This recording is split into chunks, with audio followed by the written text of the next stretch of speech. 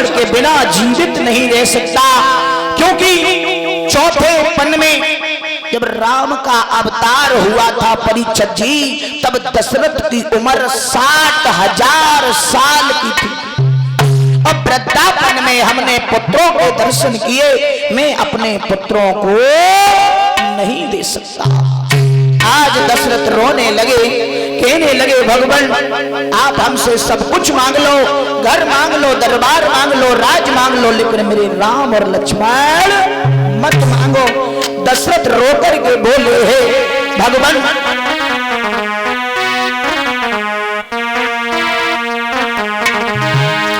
कि मेरी अखियों के तारे दुलारे न मांगो, अवध मांग लो, अवध मांग लो। राम लक्ष्मण न मांगो, अवध मांग लो।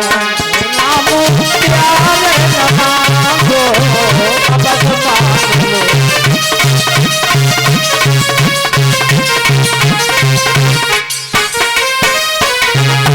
क्या कहा भगवान आज हमसे सब कुछ ले जाओ, लेकिन मेरे राम और लक्ष्मण को मत ले जाओ। कहने लगे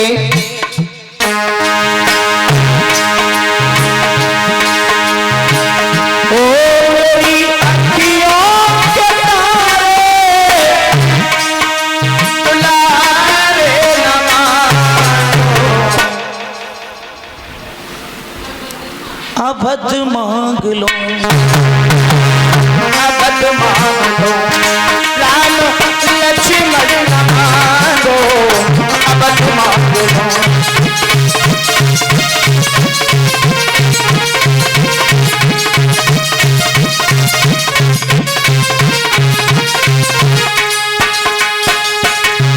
अवध मांग लो।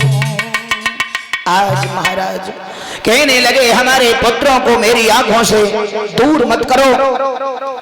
उसी समय महाराज दशरथ ने जब मना किया, कहने लगे अच्छा अभी तो बड़े बड़े वादे कर रहे थे और गुरु की सौगंध भी खा गए, इतनी जल्दी?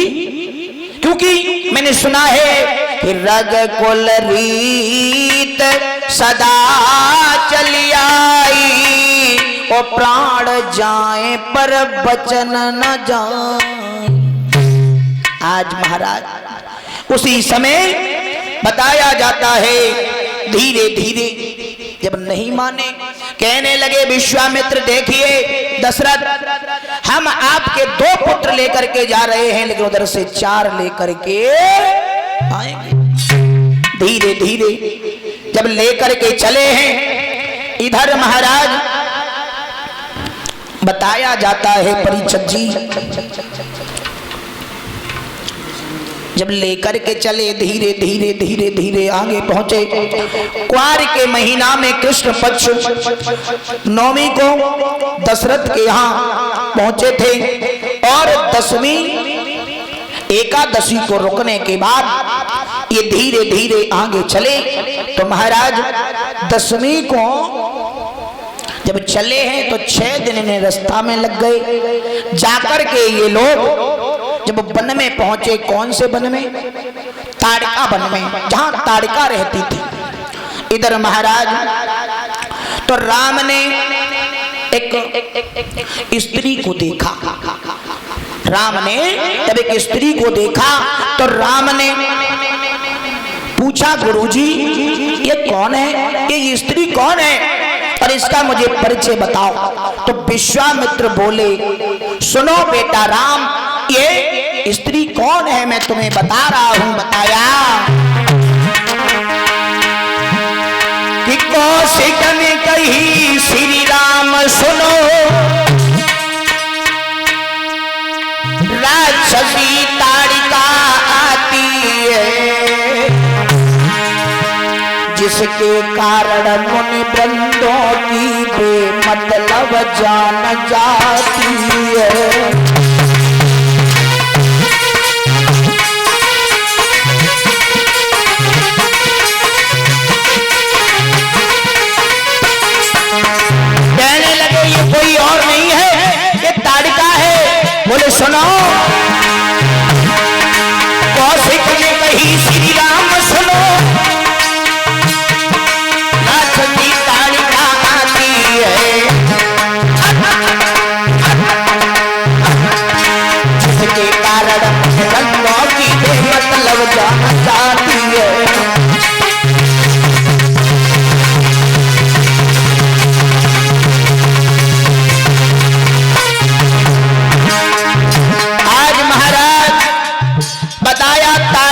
चली है। उसी समय विश्वामित्र बोले राम सुनो,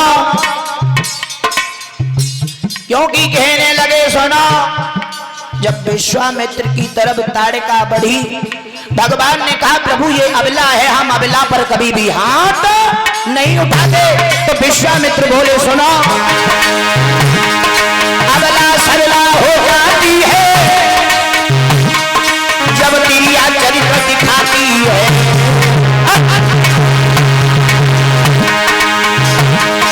अबला सबला हो जाती है जब तिरिया चरित्र दिखाती है। पल में अपमान कराती है, पल में सम्मान कराती है।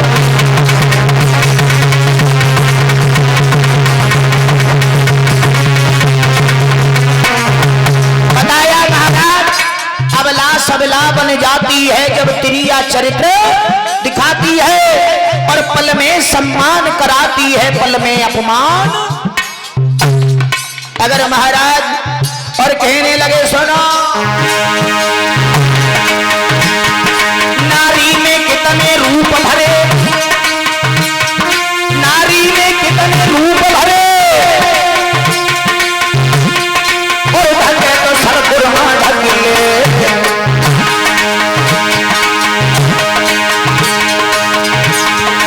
और अरे ढके तो सरगुरमा ढक ले, नाई नंगी नंगी।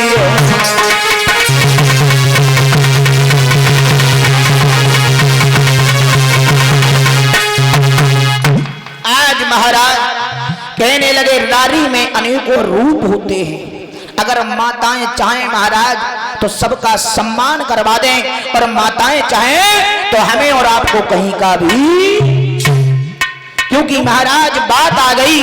क्योंकि लिखा जाता है, परम पूजनीय गुरुदेव जी बताया करते हैं, संसार में हमें और आपको सुख कब कब मिलता है और कब कब होना भी चाहिए।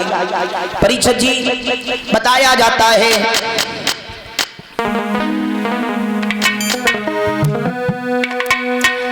कि गेहूं पुरानो घी नो और घर में सुलक्षणी नार, समझदार औलाद होए तो स्वर्ग के लक्षण चा।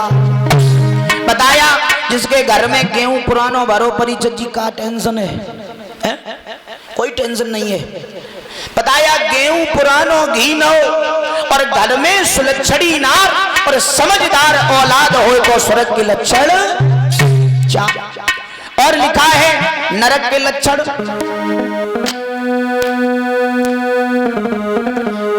कपड़ा महलो सर पे करज, और घर में कुलक्षणी नार, बेवकूफ औलाद होई